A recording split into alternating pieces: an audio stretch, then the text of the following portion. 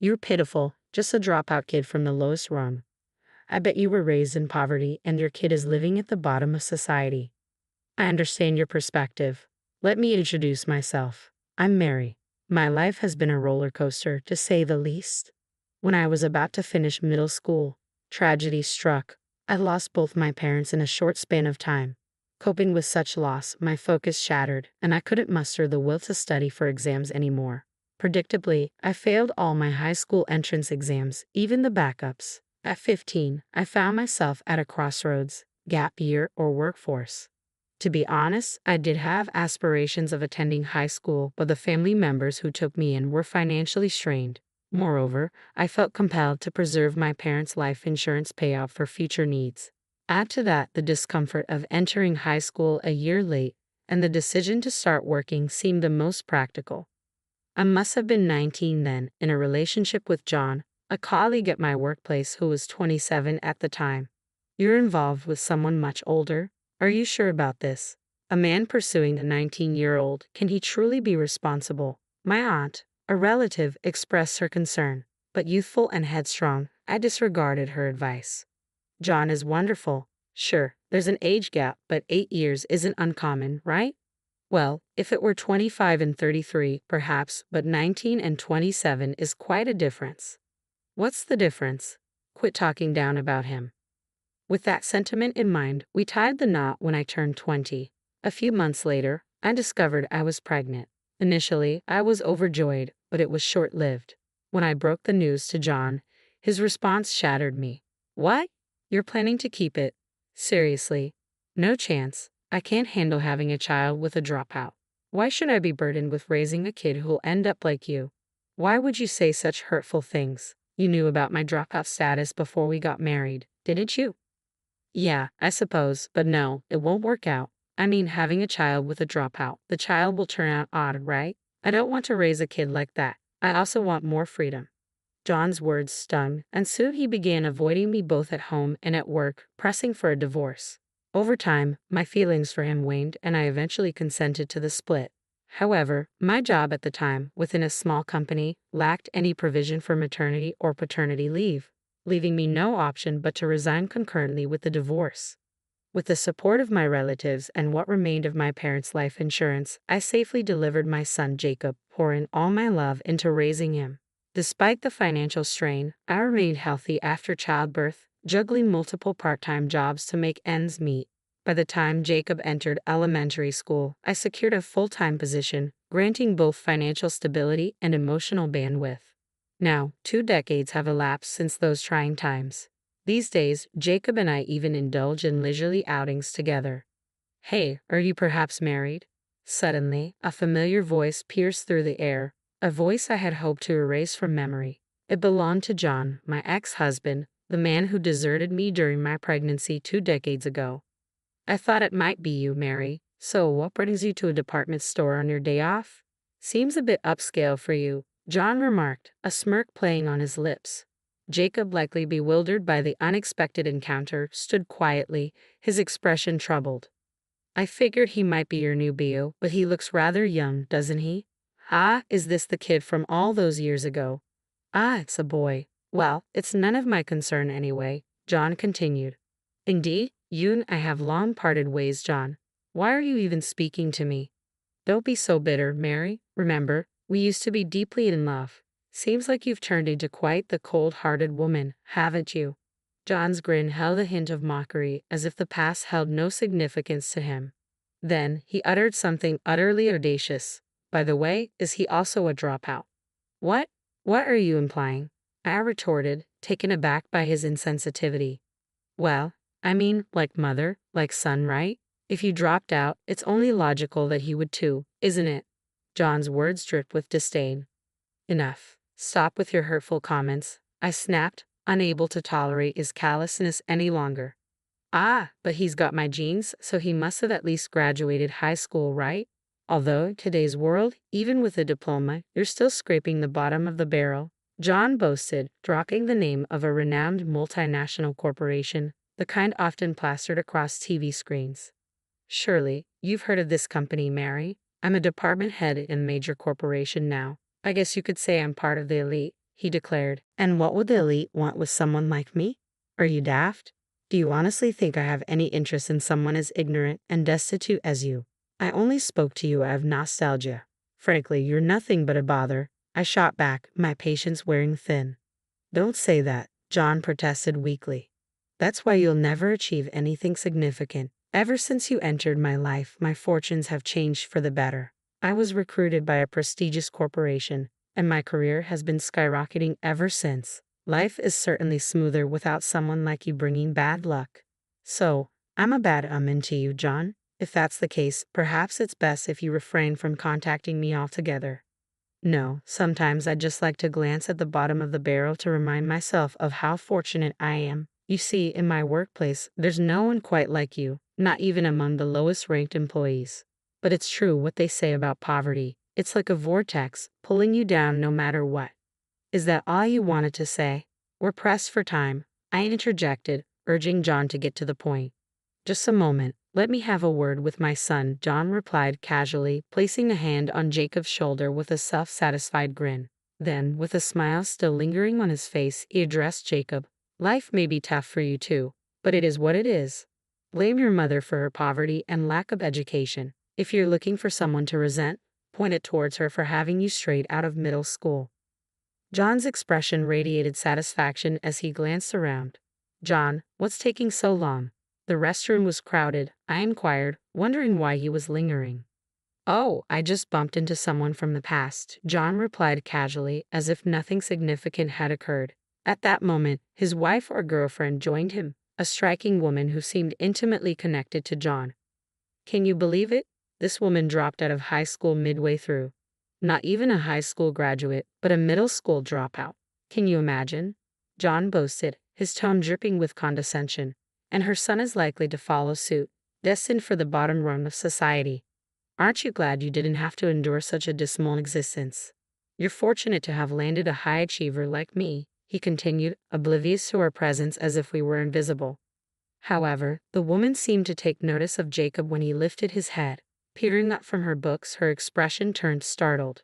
She pointed at him, her hand trembling uncontrollably. Isn't he? What's the matter? I asked, perplexed by her sudden reaction. Isn't that the president of one of our major clients? She exclaimed. Startled by her outburst, John pivoted around. The moment his gaze landed on Jacob's face, his eyes widened in recognition. Seeing this reaction, Jacob slowly spoke up. I heard your company's name earlier, but upon seeing your face, I suspected it might be you. Indeed, you are the one. Thank you for your hospitality at that dinner the other day. Oh, that. Mr. Jacob, you seemed quite reserved during our dinner. It's quite surprising to witness you publicly criticizing others, labeling them as low-life and uneducated at your whim. Quite impolite of you, isn't it? The woman Lily remarked with a touch of reproach. No, that's... Lily, why didn't you inform me? John interjected, his tone tinged with frustration. I couldn't get a good look at him. Plus, I work in a different department. I can't possibly remember all the clients' faces, Lily defended herself, her voice tinged with apprehension. Useless. What did you just say? John snapped, the tension between him and Lily escalating rapidly. However, Jacob remained unfazed by their argument and spoke up calmly. Well, I'm not particularly interested in your quarrel. I now have a clearer understanding of the director's usual approach. We were in talks about implementing our system in your company, but let's abandon that idea. No, please wait, this is all just a misunderstanding, Jacob interjected, his voice tinged with urgency. Misunderstanding? How is it a misunderstanding when you publicly insulted me? John retorted, his tone laced with indignation. Well, you see, Jacob faltered, struggling to find the right words to explain himself. Mary, this is your fault, John interjected suddenly, redirecting the blame. What? How is this my fault? Mary questioned, bewildered by John's accusation. Because, why on earth would someone like you, a high school dropout, be with Mr. Jacob?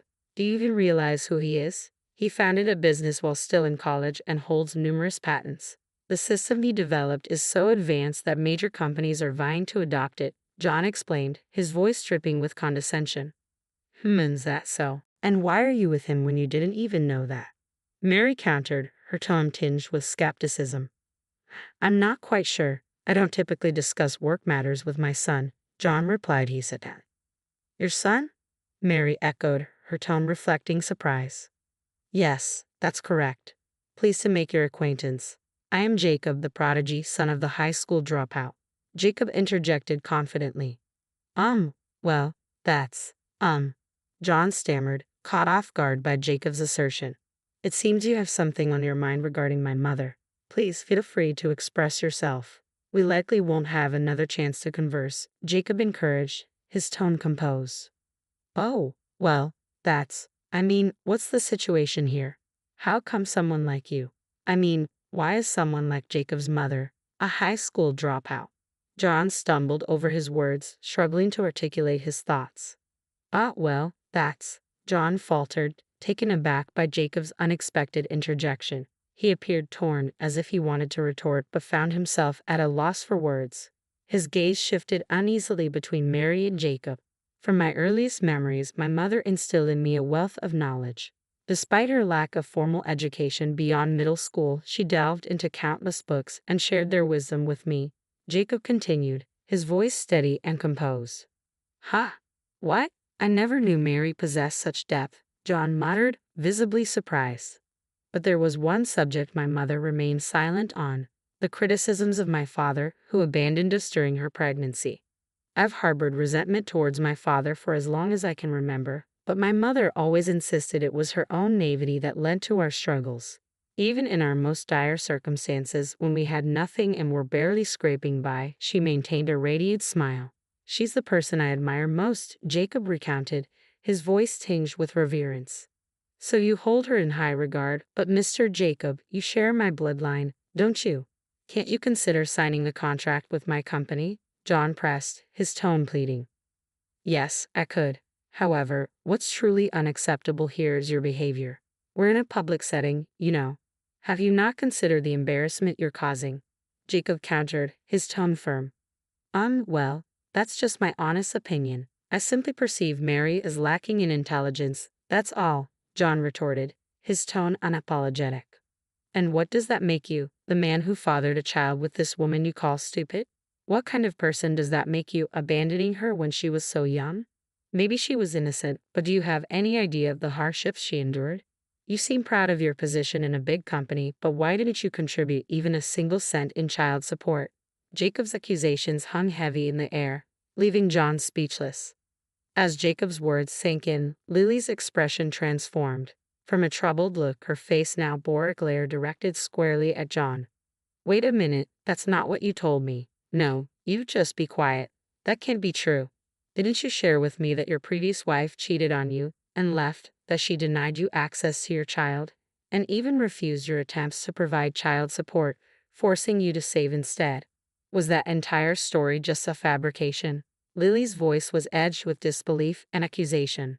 It seems highly likely that it was a fabrication. My mother and I still reside with our relatives. He knows where we are if he truly intended to provide child support. Mom, has this man ever attempted to contact you? Jacob inquired. Not once. Not on my cell phone. Not at any relative's house. And certainly, there's been no mention of child support, Mary confirmed, her tone tinged with disappointment. My revelation seemed to ignite fury in Lily, while John's complexion drained of color. You lied. You're despicable. I'm relieved I didn't marry you. It's over between us, Lily declared, her voice trembling with anger. What? Wait, Lily, please don't go, John pleaded, desperation evident in his tone. John hastily pursued Lily, leaving Jacob and me to exchange a knowing glance before erupting into laughter. John's pitiful demeanor was simply too amusing to ignore. Afterward, we indulged in some window shopping, feeling thoroughly content as we headed home. Later, Jacob filled me in on the situation. His company and John's were on the verge of sealing a significant contract, but Jacob opted to pull out at the 11th hour. Apparently, he was entirely transparent about his reasons. Your representative was my father, the man who abandoned my pregnant mother and neglected to provide child support.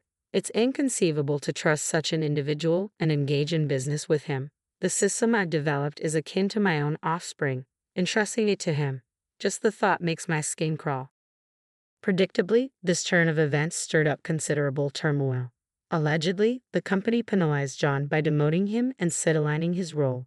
It appears they're hoping to coax Jacob into reconsidering the contracts by making an example of John. From Jacob's perspective, it seems he might entertain the idea if they slash John's bonus.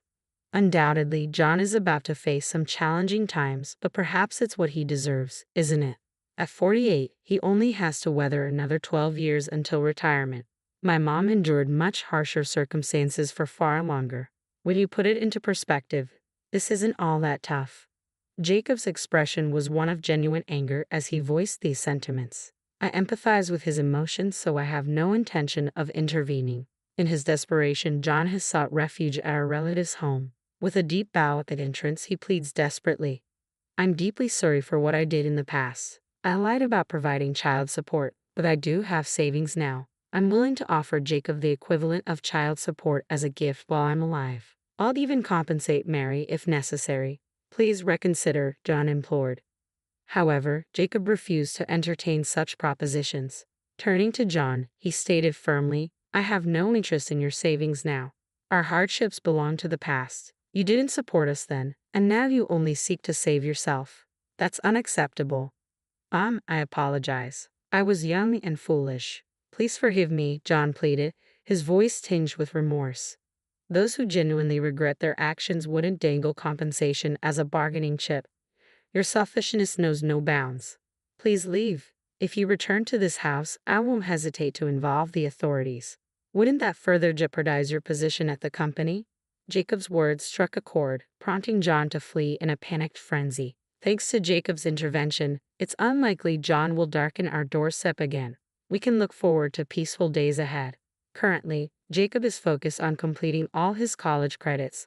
But once that's accomplished, he plans to treat the entire family to a trip to a hot springs resort. Despite my protests, Jacob insists on repaying our support. If that's his wish, we'll gratefully accept his generosity. Surely, we'll enjoy a